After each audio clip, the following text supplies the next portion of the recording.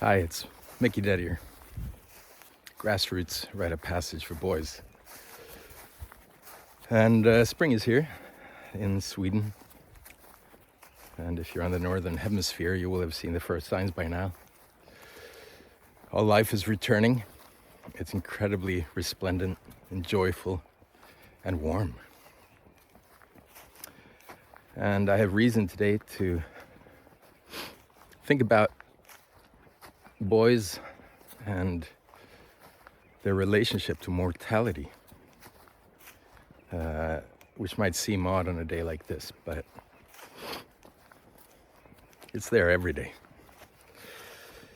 And a very, very important part of a rite of passage for boys is that they wrestle with death, as Martin Prechtel would say, that they come face to face with their own mortality, but also with death as a natural part of any life cycle.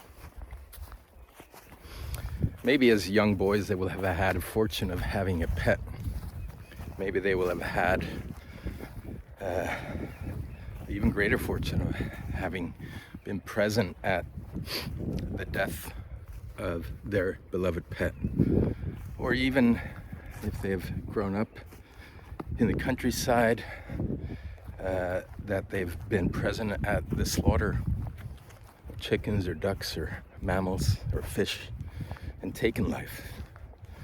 Hunting was a crucial aspect in the old days of the initiation of boys, that they learned to be a part of that cycle of birth, death, and rebirth, that they knew what it took to stay alive, the cost of it, the sheer cost of it to the rest of the creation, so that there was no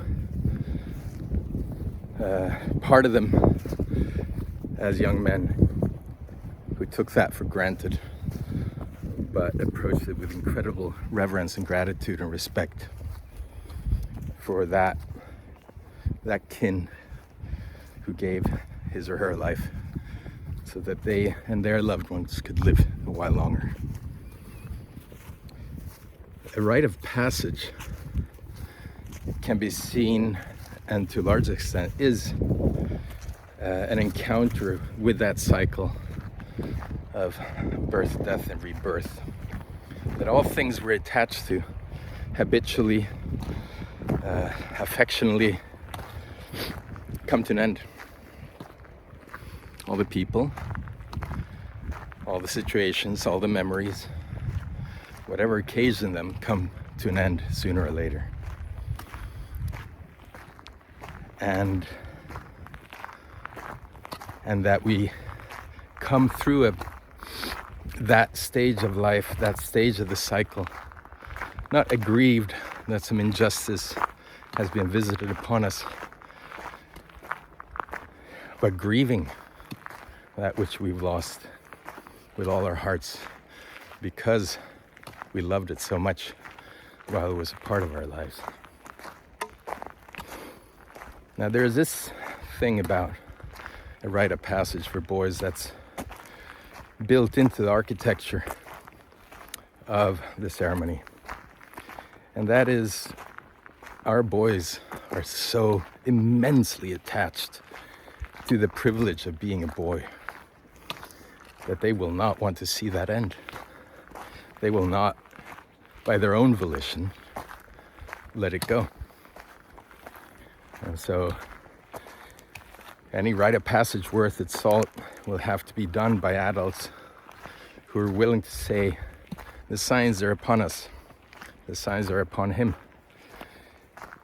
and it's time to end boyhood so something else can come into the community. And so that's a part of the responsibility of the adults, to be well versed in endings, to be well versed in ending something that has seen the full arc of its cycle.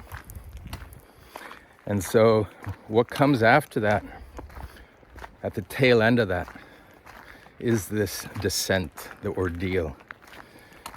What Martin Shaw calls the rapture and the rupture.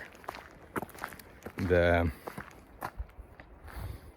unmaking of the boy, so that the man can appear. My arm got really tired holding the phone. So in the ordeal itself, in that liminal space between boyhood and personhood, adulthood, is the encounter with death. It's the descent, the reconnection with the soul, the depth of the soul, that the boy knows that, and knows how valuable it is, and that he's shown how precious life is by